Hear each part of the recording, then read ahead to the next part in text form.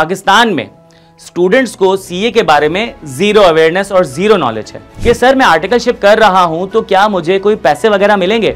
इस लेवल में आपके पास होते हैं 8 पेपर्स।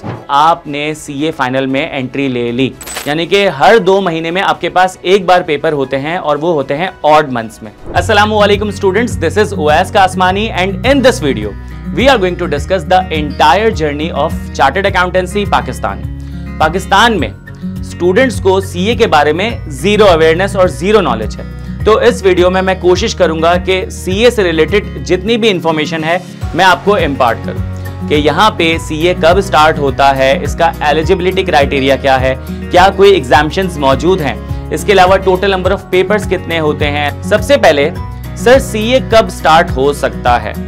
मिनिमम आपकी क्वालिफिकेशन होनी चाहिए 12th ईयर ऑफ एजुकेशन, कि आपने इंटरमीडिएट कंप्लीट कर लिया हो या आपने ए लेवल कंप्लीट कर लिया हो, तब आप सीए शुरू कर सकते हैं। तो सर थोड़ा सा बात कर लेते हैं पीआरसी को लेकर। आपका पहला लेवल है सीए का, इसमें आपके पास होते हैं 5 पेपर्स, पीआरसी 1, 2, 3, 4, 5।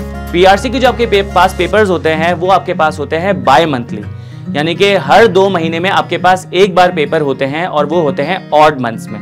यहाँ जो पेपर्स का मोड होता है वो होता है कंप्यूटर बेस्ड। ज्यादातर आपके पास जो पेपर्स होते हैं वो आपके पास एमसीक्यूज पेपर होते हैं, लेकिन कुछ पेपर्स आपके पास एमटीक्यूज पेपर भी आ जाते हैं, जिसमें आपके पास मल्टीपल टेस्टिंग क्वेश्चंस होते हैं, कुछ सब्जेक्टिव क्वेश्चंस होते हैं, कुछ आपके पास ऑब्जेक्टिव क्वेश्चंस होते हैं। तो चलते हैं अगले लेवल की तरफ, जिसका नाम है कैफ।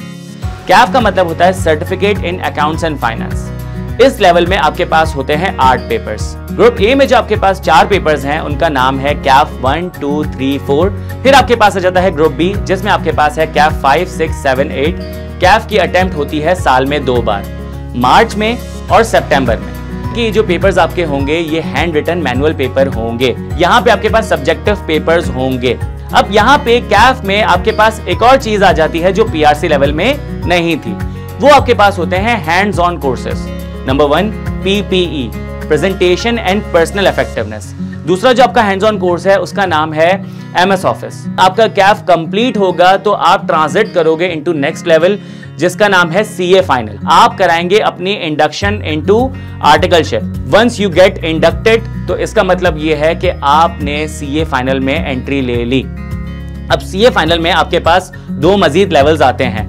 पहला होता है सीफैप और दूसरा होता है एमएसए।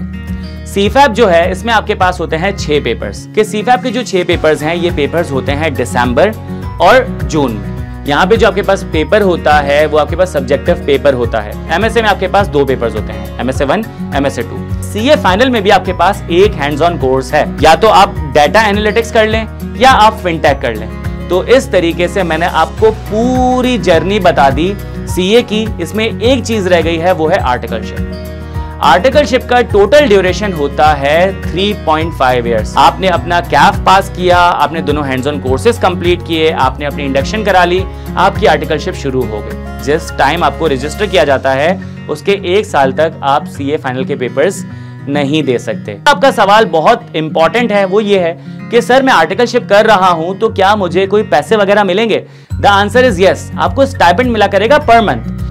तो आई होप मैंने इस वीडियो में आपको सीए की टोटल जर्नी, इसका टोटल ड्यूरेशन, इसके नंबर ऑफ पेपर्स, इसके हैंड्स ऑन कोर्सेज, इसकी आर्टिकलशिप, इसकी एलिजिबिलिटी क्राइटेरिया मैंने आपको बता दी।